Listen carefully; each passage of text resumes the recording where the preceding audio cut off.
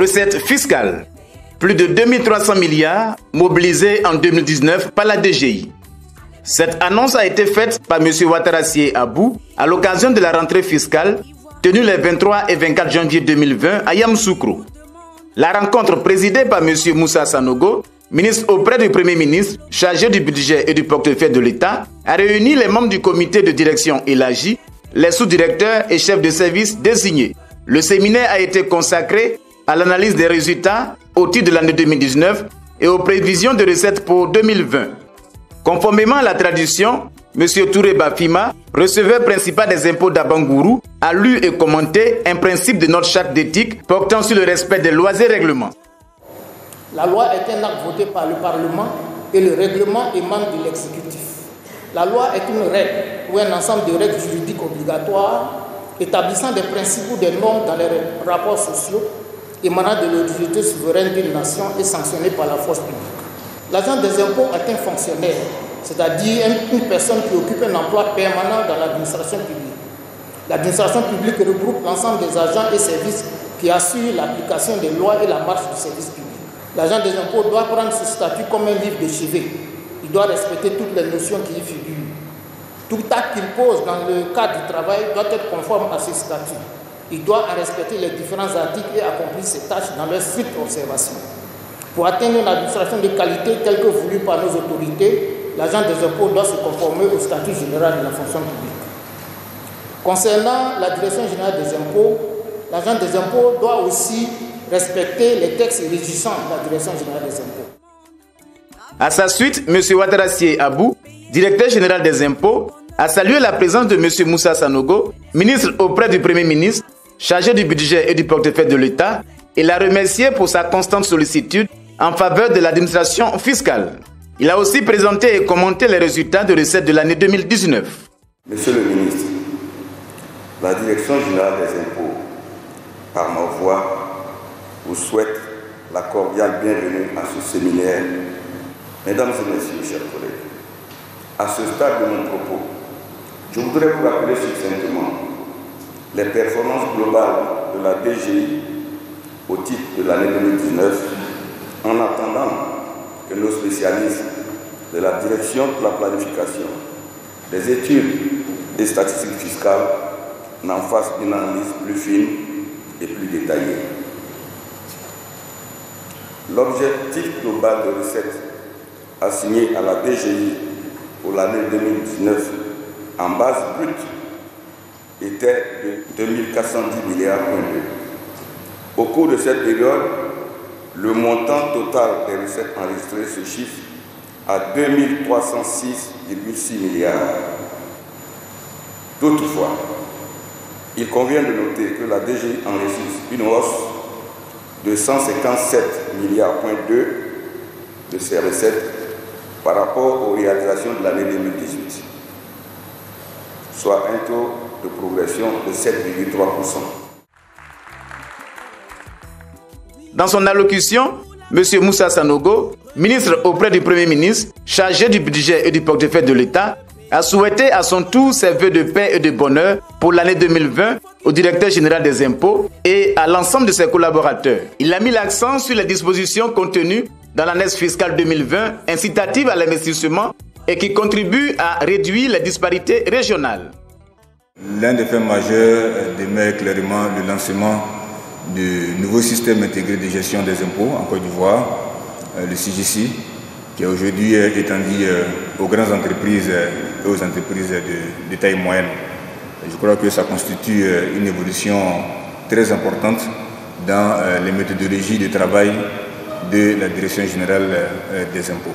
Je mentionnerai également la poursuite des travaux du comité d'optimisation du rendement de l'impôt foncier. J'ajouterai l'année fiscale. L'année fiscale en ce sens que c'est une annexe qui a des dispositions qui doivent aider à encourager la création de l'emploi.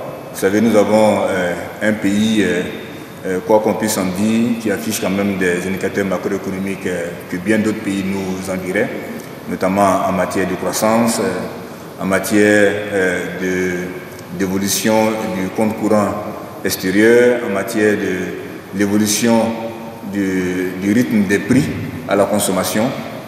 Et l'emploi demeure un défi extrêmement important. Donc il faut que l'ensemble des instruments de politique économique, en particulier la politique fiscale, ait également son apport pour encourager la création d'emplois dans notre pays. Je pense également aussi à toutes les dispositions mentionnées dans l'annonce fiscale pour l'année 2020 qui aident à accélérer le processus de transformation des produits agricoles. Après l'ouverture des travaux, les participants ont eu droit à l'analyse fine des réalisations faites par M. Adiko Innocent, directeur de la planification, des études et des statistiques fiscales. On note également que les émissions ont connu une progression globale de près de 11% par rapport à 2018. Les sources des données, des recettes, c'est principalement CJC. On voit même que la part de GIOA diminue progressivement au profit de CJC. GIOA était en 2018 à 36,8% de sources pour les recettes. Là, c'est 18,4%. En revanche, pour CJC, ça a augmenté de façon très considérable. Le séminaire a entendu une communication faite par M. Kwasi Antoine, sous-directeur de la législation sur l'année fiscale 2020. Cette année fiscale a été bâtie autour du plan national de développement 2016-2020 du gouvernement, dont l'objectif c'est d'accélérer l'industrialisation et la transformation de notre économie. Et par ailleurs, la conception et la conduite de la politique fiscale devrait également prendre en compte les engagements de notre pays au plan international. Et l'année fiscale 2020 comporte 29 articles qui sont classés en 5 parties. Nous avons les parties qui relèvent des axes stratégiques, les parties qui réservent des soutiens aux entreprises, des mesures de renforcement des moyens de l'État, des mesures de rationalisation du dispositif fiscal et des mesures techniques. Outre le thème central, les travaux ont aussi porté sur le thème technique suivant. La Direction générale des impôts face au défi de l'émergence.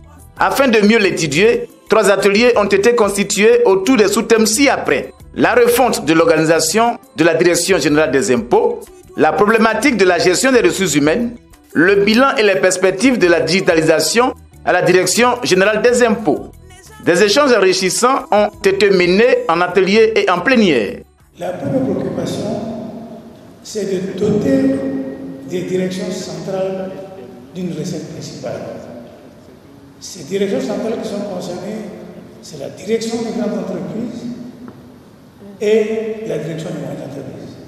La DBFN n'est pas concernée par la création d'une RBI. La création d'une direction spéciale chargée de l'archivage et de la documentation n'est pas opportune, mais par contre peut-être l'aboutissement ou l'achèvement du projet de création du centre d'archivage, éventuellement, qui serait peut-être placé sous la responsabilité de la direction des moyens généraux ou autres. Ici, pour chaque poste de travail, on a le référentiel des compétences.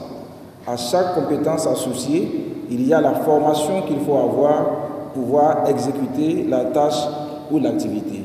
Et donc c'est à partir de là que normalement la sous-direction de la formation peut construire un programme annuel de formation à mettre à la disposition des agents et appeler les agents à venir suivre la formation. On a estimé que c'est très important en fonction de l'efficacité que nous recherchons. Si nous voulons digitaliser, généraliser donc le CJC, il nous faut donc identifier les priorités. On a parlé de sécurité, on a parlé de serveurs de grande capacité, donc il nous faut commencer par ces points essentiels. À l'issue des débats qui ont suivi, le séminaire a fait d'importantes recommandations.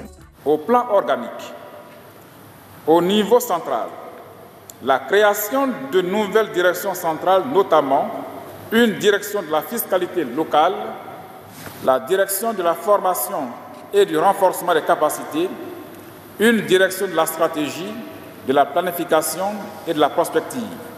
Mettre en place un passeport de formation, mettre en place un mécanisme d'évaluation de la compétence, par exemple, entretien annuel d'évaluation, et de la performance en vue d'établir une corrélation entre l'évaluation, la formation et la gestion de la carrière. Former la direction de l'informatique en cybersécurité. Finaliser l'interconnexion avec les administrations telles que le Trésor, les marchés publics, la CNPS, etc. Prendre un acte réglementaire pour obliger les contribuables à utiliser les services électroniques et sanctionner les récalcitrants. À la fin des travaux, le directeur général des impôts et les principaux responsables ont signé des contrats d'objectifs et de performance pour l'année 2020.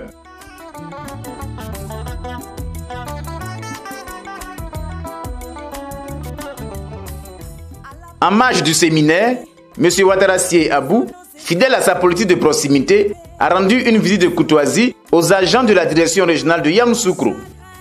Il a profité de cette occasion pour leur adresser des mots d'encouragement et les inviter à redoubler d'efforts pour l'atteinte des objectifs.